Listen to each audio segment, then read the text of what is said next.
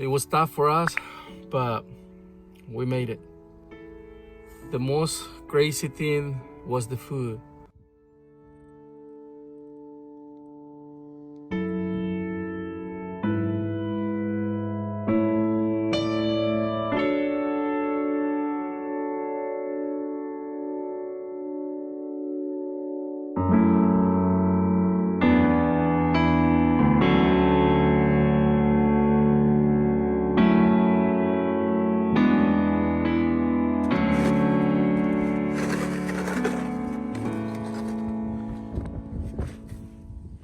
Hey guys, so today after the storm and everything, I just want to share a little bit with you guys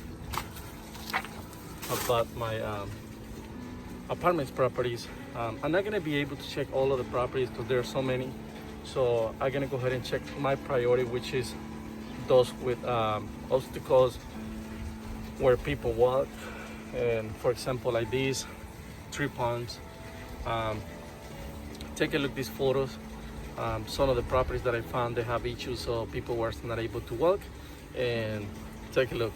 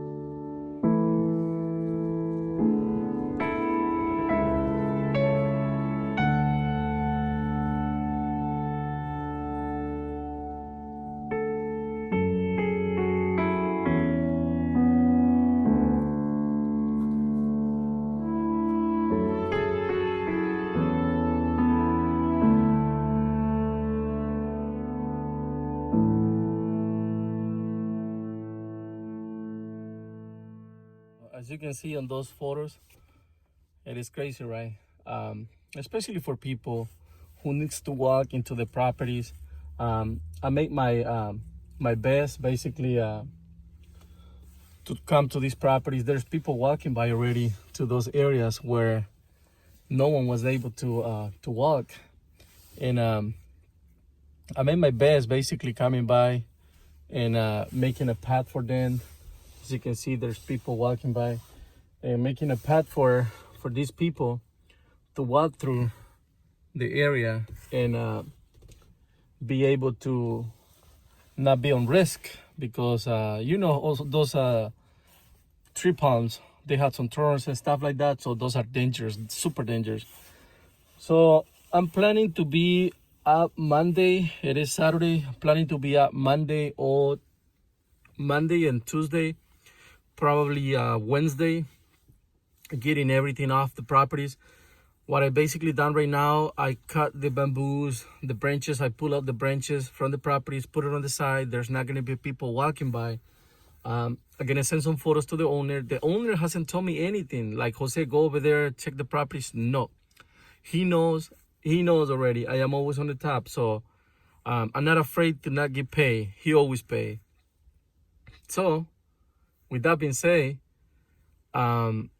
I always do this because that's the way how you get trust from you client, and that's the way how you get payment. So I'm always looking for something on the property. I don't care, and I send a message to the management company, not to the owner, and I say, you know what, there's an issue right here. I don't know if you have anyone to fix it, or I can fix it myself. And they always very, very happy with me. So it's getting hot in here. So with that being said, guys, super excited because everything is going away. No more ice, no more snow. Everything is melted. It was tough for us, but we made it. The most crazy thing was the food. Food won't last much, especially because there was a pregnant lady in our house with 2 kids, and basically we ran out of food quickly. Our priority was her. I went to the store and I looked for food. I looked for bread, for milk, for egg, nothing. Some people from the farm, I have a friend who went to the farm and he brought us some eggs, organic eggs from the farm to us. And basically that last probably like 2 days, 7 people in the house. I went to bed one of the days, I think Wednesday, I went to bed. It was around 10. I was hungry and I went to bed early and I say, no, I'm not going to eat right now because I want to save some for tomorrow. Because I was thinking about kids, and the lady. And in the morning, we make some arroz con leche, which is like a rice pudding. And we use a little bit of almond milk with some lechera. And we make our breakfast with that, without any eggs, any stuff like regular stuff. So we only eat rice and milk, and that was delicious. And we made it through the dinner. So by Friday, Thursday, Friday, I would like to say thank you for some people from Instagram who shot me a message, and especially Benji from Matt Mowers. I think it's in Florida. So he sent me a message. He was offering me a box of food to be shipping from his location. But so far I was able to get a loaf of bread, and I was able to get half a dozen eggs by that day, and half a gallon of milk. That was excited, especially for that lady. And I told them, don't eat this. This is going to be for her. So today is Saturday. I went to the store. As you can see, I got some eggs, plantains, and I got some bread. I'm happy. I think everything's going to be okay right now. But we learned the lessons. We need to be prepared for the next winter. We never know. It is probably a big mistake for us. Or maybe because we never have anything like that in the past. I've been here for 20 years and I never faced anything like this. It is what it is. I feel bad for those people who lost families, for homeless, for that guy who was trying to hit the family with the generator. He died. He was 22. For that little kid who was 11 and he got frozen in his room, he died. And for many others that we don't really know yet, it was kind of sad. And it's still sad.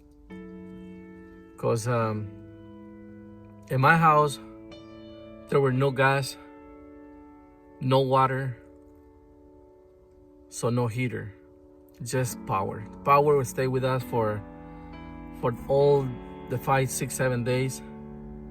That was not an issue for us. At least we were able to see and charge our phones and watching TV. But the rest was terrible. But guys, thank you so much for staying tuned. We learned the lessons, everyone, I think. So we're ready for future stuff like that. Stay safe and enjoy.